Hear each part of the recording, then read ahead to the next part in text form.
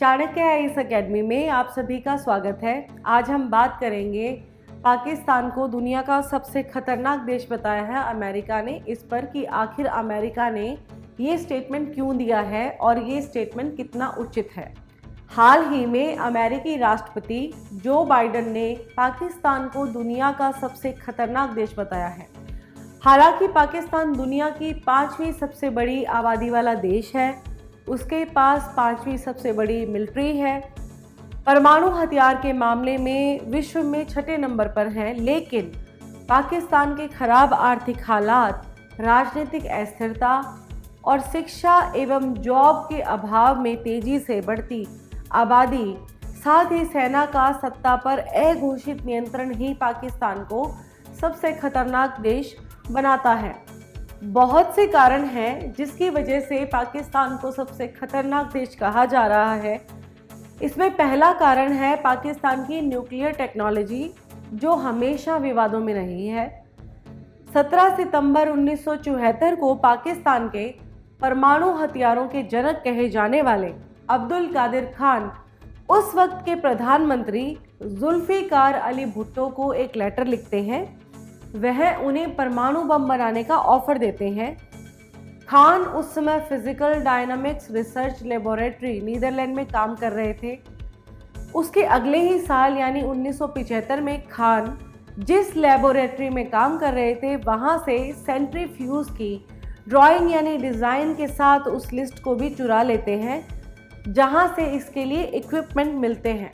चोरी करने के बाद 15 दिसंबर 1975 को अब्दुल कादिर खान नीदरलैंड से भाग आते हैं। इसके बाद खान की मदद से पाकिस्तान साल 1998 में परमाणु ताकत बनता है, यानी पाकिस्तान के परमाणु हथियार को बनाने की शुरुआत ही चोरी से होती है।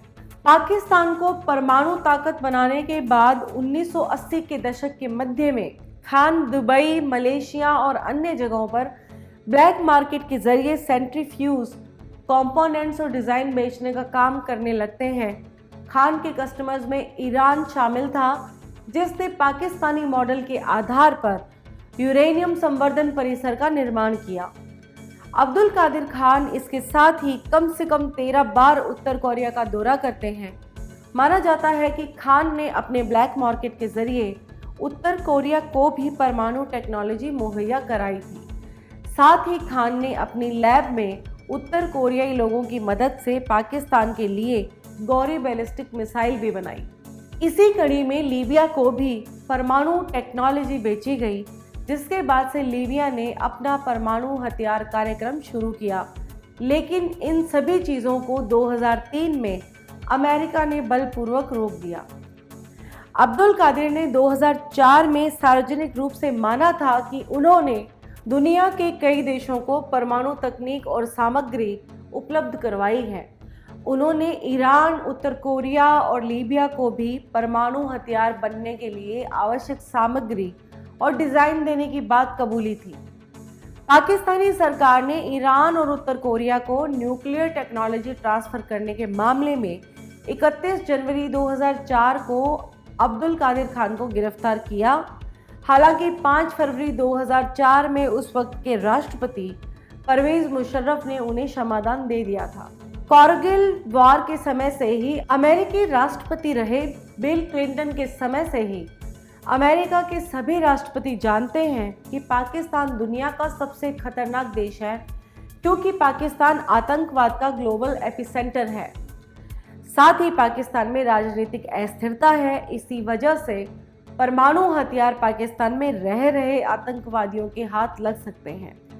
पाकिस्तान एक ऐसा देश है जो न्यूक्लियर ब्लैकमेल करता है।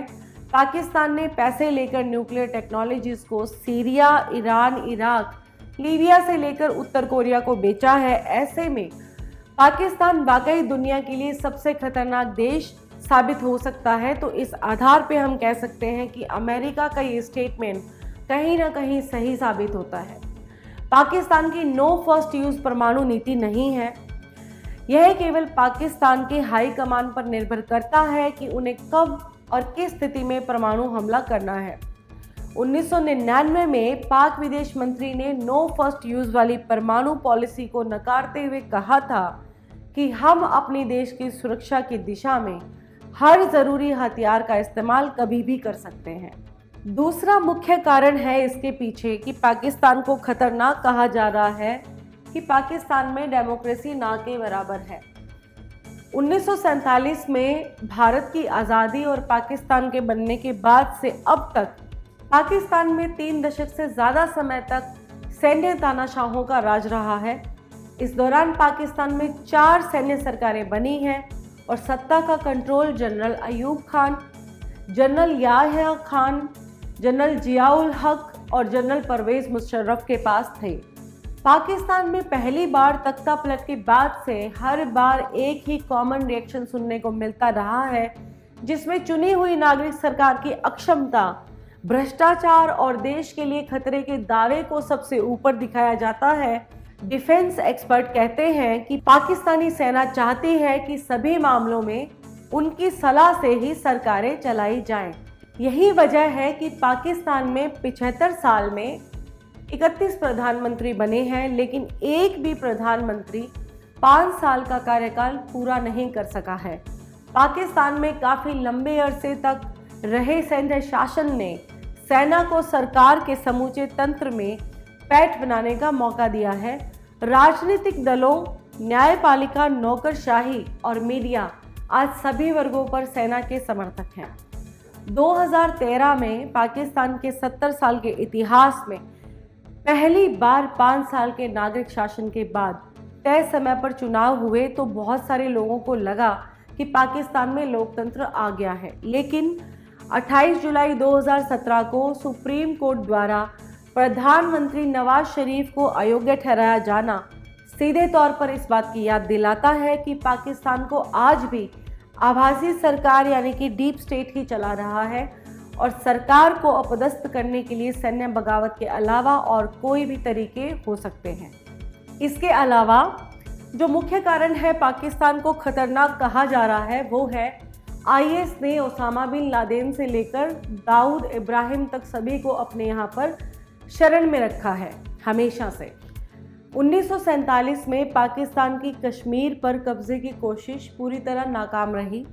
इस युद्ध में Pakistani army, air force, navy, intelligence bureau, military intelligence की नाकामी के चलते खुफिया एजेंसी की ज़रूरत पाकिस्तान को पड़ी। 1948 में British army officer major general William Cawthorne ने आईएसआई का गठन किया था। देखा जाए तो आईएसआई खुफिया एजेंसी की बजाय आतंकी एजेंसी के तौर पर ज़्यादा जानी जाती है। इसमें भी अमेरिका का बड़ा हाथ है। 80 के दशक में जब अमेरिका की जासूसी एजेंसी CIA ने अफगानिस्तान में सोवियत यूनियन की फ़ौजों को खदेड़ने के लिए वहाँ मुजाहिदीनों को तैयार करना शुरू किया था, तो उनके इस काम में सबसे ज़्यादा मदद आईएसआई ने की थी। यानी यहाँ से उसने आतंकियों को तैयार करने की ट्रेनिंग ली। यही लड़ाके आगे चलकर संगठित होकर तालिबान के रूप में दुनिया के सामने आए। 2011 में जब पाकिस्तान के एबटाबाद में कुख्यात आतंकवादी ओसामा बिन लादेन मारा गया था, तब आईएसआई की दोहरी भूमिका को लेकर सवाल उठे थे। अमेरिकी एजेंसियों ने कहा था कि आईएसआई को लादेन के पाकिस्तान में होने की जानकारी पूरी थी, लेकिन इसे छुपाया गया। यहाँ तक कि कभी आईएसआई को बढ़ावा देने वाले अमेरिका ने 2011 में एक लीक डॉक्यूमेंट में आईएसआई को आतंकवादी संगठन कहा था। जून 2010 में लंदन स्कूल ऑफ इकोनॉमिक्स ने तालिबान के फील्ड कमांडर्स के हवाले से ये कहा था कि आईएसआई के एजेंट तालिबान की सुप्रीम काउंसिल मीटिंग में शामिल होते थे। 1993 के मुंबई सीरियल ब्लास्ट के मुख्य आरोपी दाऊद इब्राहिम को भी पाकिस्तान में आईएसआई को प्रोटेक्शन हासिल है। दाऊद का नाम इंटरपोल की मोस्ट वांटेड लिस्ट में शामिल है। उन पर धोखाधड़ी, आपराधिक साजिश और एक आपराधिक गिरोह ऑपरेट करने का आरोप है। अमेरिका ने 2003 में इसे ग्लोबल टेररिस्ट घोषित किया था। भारत में प्रॉक्सी वॉर और आतंकवाद फैलाने में आईएसआई का बड़ा रोल रहता है। आईएसआई आतंकियों को ट्रेनिंग से लेकर हथियार और पैसे देने में महत्वपूर्ण भूमिका निभाती है। जैसे मोहम्मद, लश्कर-ए-तैयबा जैसे आतंकवादी गुटों को भी आईएस ने ही बनाया है। इसी कड़ी में जो और कारण है जिससे ये पता चलता है कि पाकिस्तान एक नॉर्मल कंट्री नहीं है, उसमें है FATF ने इसको ग्रे लिस्ट में रखा हुआ है। मई 2019 में संयुक्त राष्ट्र सुरक्षा परिषद ने आतंकी संगठन जैश ए मोहम्मद को बैन कर उसके सरगना मसूद अजहर को इंटरनेशनल टेररिस्ट करार दिया था। उस वक्त जानकारी सामने आई थी कि पाकिस्तान पूरी दुनिया में सबसे ज़्यादा बैन किए गए लोगों वाला तीसरा देश है। UN ने पाकिस्तान के कुल 146 नागरिकों को बैन किया है। ये इराक, अफगानिस्तान के बाद सबसे ज़्यादा संख्या है।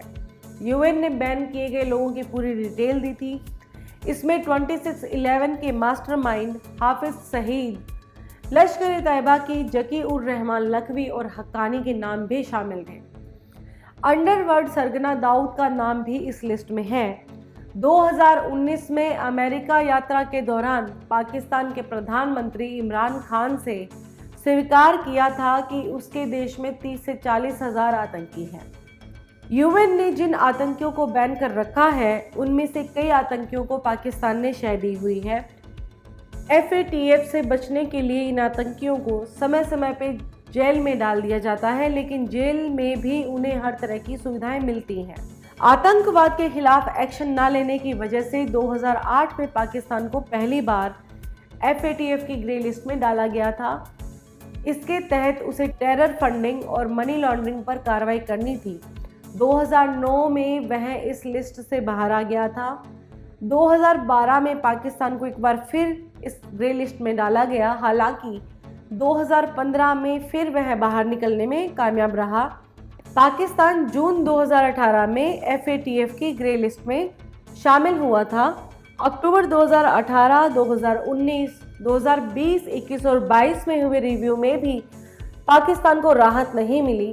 पाकिस्तान इस दौरान FATF की सिफारिशों पर काम करने में विफल रहा है। इस दौरान पाकिस्तान में आतंकी संगठनों को विदेशों से और घरेलू स्तर पर आर्थिक मदद मिलती जारी है।